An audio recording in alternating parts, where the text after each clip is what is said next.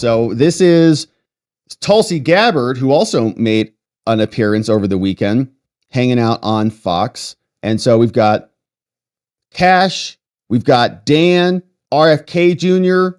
We hear is now speaking out and coming up with new plans. Here's Tulsi, who's part of the Trump cabinet dream team, speaking over the weekend. For too long, as we've seen people in positions of great power tell us that, oh, if we just violate your civil liberties and freedom a little bit, it's okay because we're trying to keep you safe. Yeah. Unfortunately, we've seen this for decades. And the more our freedoms are eroded, the more the foundations of our democracy are eroded. A lot of people talk about national security or security threats, but there's two components of that leaders have to really uphold, which is, yes, there's such a thing as a threat to physical security, but the threat to our freedom and our liberty must be balanced right alongside that threat to our physical security. I think, was it Ben Franklin who said something paraphrasing like, those who sacrifice liberty in the name of security deserve neither? Something to that effect. Because liberty is nothing you sacrifice for security. That's what you engage in when you're dealing with tyrants. So we had Tulsi out there. We also saw Jim Jordan over in Congress was talking about some reforms to some of the major programs like Medicare and Medicaid.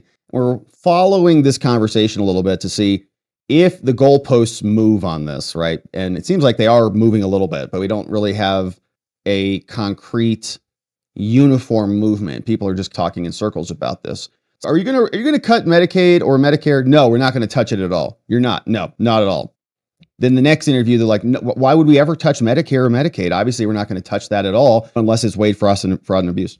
Next question. You go, oh, wait, waste, fraud, and abuse is in there. What are you going to do? And then someone else comes out and says, it's just common sense. We're not going to do anything. We're never going to touch Medicaid, Medicare, or any of those other programs except the common sense programs. So we're just following it along. Here's Jim Jordan joining in on that conversation. But here domestically, because you guys got to get together on this budget deal. Yeah. The New York Times reports on the House version, the budget that Speaker Johnson has negotiated for the next decade calls for around $880 billion in cuts to Medicaid. That's in an effort to counterbalance a portion of the tax cuts.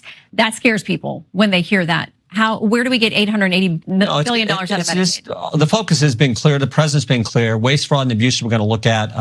Is there enough? There's not 880. We're going to look to find it. I do think we're not looking to make cuts to Medicaid, but certainly work requirements are something that I don't view as cuts. Work requirements are just common sense. You're an able-bodied adult and you're getting a benefit from the government. There should be some requirement that you do work or volunteer work or something. We have that in other parts of our government payment systems where people are getting aid from the taxpayer. I think that makes sense. Look, our plan is pretty basic. Cut taxes, cut some spending, help the national defense, and secure the border. But here domestic. Makes sense there, Jim.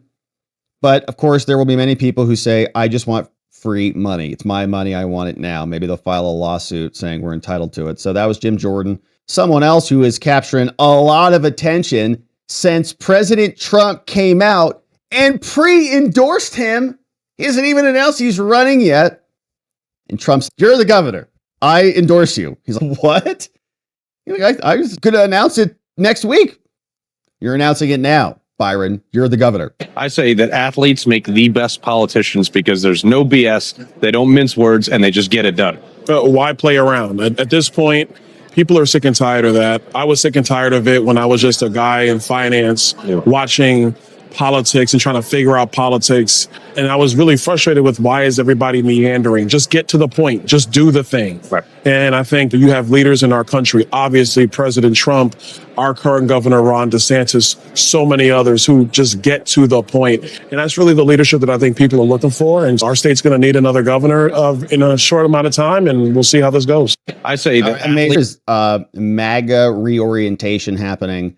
They call it political realignments when the country just has a wave or a sweep one direction or another. And when we've got this constant stream of high quality candidates coming in who are able to clearly articulate a vision for America, it is an exciting time to be here. All right. So good stuff on that one.